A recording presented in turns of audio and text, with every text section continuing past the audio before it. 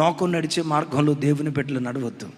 అస్సలు ఫ్యాషన్ ప్రపంచానికి లోకం అలవాటు పడింది.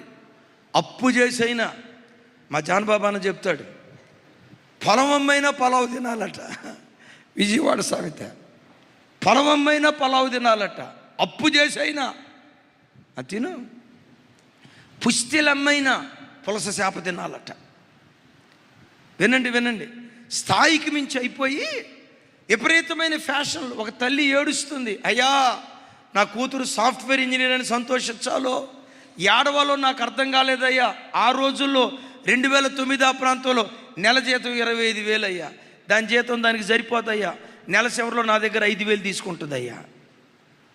ఏముంది, జీతం 25,000 అట, పైసా ఇదట, నెల చివరిలో 5,000 తీసుకుంటుందట. ఎందుకమ్మా నెలకు 30,000? ఇన్సూరెన్స్ కడుతుందా, LIC పాలసీలు కడుతుందా, రికరింగ్ డిపాజిట్లు ఏమన్నా కడుతుందా అంటే ఆ తల్లి నవ్వుతా అంది, అవన్నీ చెప్తే ఏడుస్తా మీకెందుకు చెప్తాను అయ్యానే, సారీ అవన్నీ నా కూతురు చేస్తే ఏడుస్తా మీకెందుకు చెప్తానయ్యా.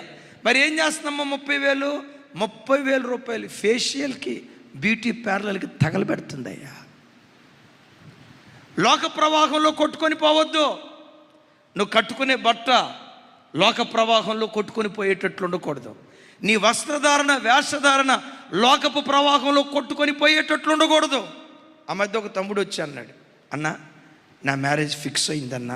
మంచి తమ్ముడా, ప్రైజ్ కార్డ్, చాలా మంచిది. ఇంతకేంటి తమ్ముడా? నా మ్యారేజ్ ఫిక్స్ అయింది, ప్రీ వెడ్డింగ్ షో చేద్దాం అనుకుంటున్నాను. ఈ కొంతమంది నవ్వుతున్నారు. ప్రీ వెడ్డింగ్ షో చేద్దాం అనుకుంటున్నాను, దీని విషయమే మీ అభిప్రాయం ఏంటన్నా అన్నారు. తమ్ముడు, నా అభిప్రాయం చెప్పను, దేవుని అభిప్రాయం చెప్తాను. నా అభిప్రాయం నీ మీద ఎందుకు రుద్దుతా? నా అభిప్రాయం నీ మీద ఎందుకు రుద్దుతా? ఏ షోకి వెళ్దాం అనుకుంటున్నావు తమ్ముడా అన్నాను. అదేనన్నా ప్రీ అనండి, ప్రీ వెడ్డింగ్ షో. ఏంటి ప్రీ వెడ్డింగ్ షో? వాళ్ళ పెళ్ళి ఇంకా కాలేదు, పెళ్ళి కాకమునిపే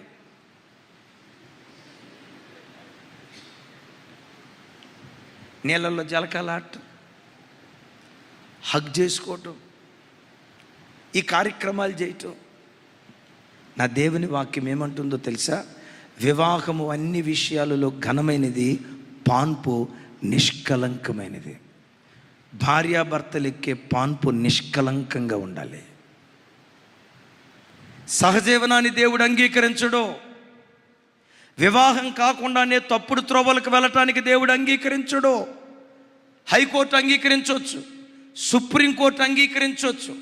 ఇద్దరు ఇష్టపడితే సహజీవనం తప్పు కాదు అని లోకం అంగీకరించవచ్చు, కానీ నా దేవుని న్యాయస్థానం దాన్ని అంగీకరించదు. వివాహం కాకుండా ఒక అబ్బాయి అమ్మాయి కలిసి సహజీవనం చేయటం నా దేవుని వాక్యం దాన్ని వ్యభిచారము అంటుంది. అయ్యా మరి హైకోర్టు ఒప్పుకుంది కదా, సుప్రీంకోర్టు ఒప్పుకుంది కదా. హైకోర్టు ఒప్పుకోవచ్చు, సుప్రీంకోర్టు ఒప్పుకోవచ్చు, వాటిని తప్పుపట్టాల్సిన అవసరం మనకు లేదు. కానీ పరలోకపు కోర్టు పొరపాటును ఒప్పుకోదు. పరలోకపు కోర్టు పొరపాటున దీన్ని అంగీకరించదు. ఎందుకు అంగీకరించదు? తర్వాత పెళ్లి చేసుకుంటాం కదయ్యా అని అంటారా? నా దేవుని వాక్యం ఉంటుంది, పాన్పు వినపడలా పాన్పు నిష్కలంకంగా ఉండాలి. భార్యాభర్తలు సమీపించే ఆ పాన్పు నిష్కలంకంగా ఉండాలి. అరే ఈ ప్రీ వెడ్డింగ్ షోలో ఒకళ్ళనొకళ్ళు హత్తుకొని, ఒకళ్ళనొకళ్ళు హగ్ చేసుకొని నీళ్ళల్లో మునిగి తేలితే పాన్పు ఎట్లా నిష్కలంకంగా ఉంటుంది? అది వ్యభిచారపు పాన్పు అయిపోతుంది, అది జారత్వపు పాన్పు అయిపోతుంది. దేవుడు పొరపాటున వీటిని అంగీకరించడు.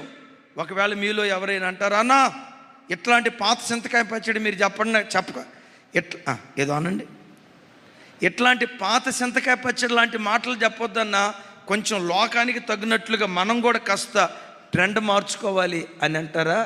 నా దేవుడు అంటాడు, గట్టిగా గద్దించి చెప్పమంటున్నాడు. ఏమంటున్నాడు? లోకస్తులు నడిచే మార్గంలో మీరు నడవద్దు.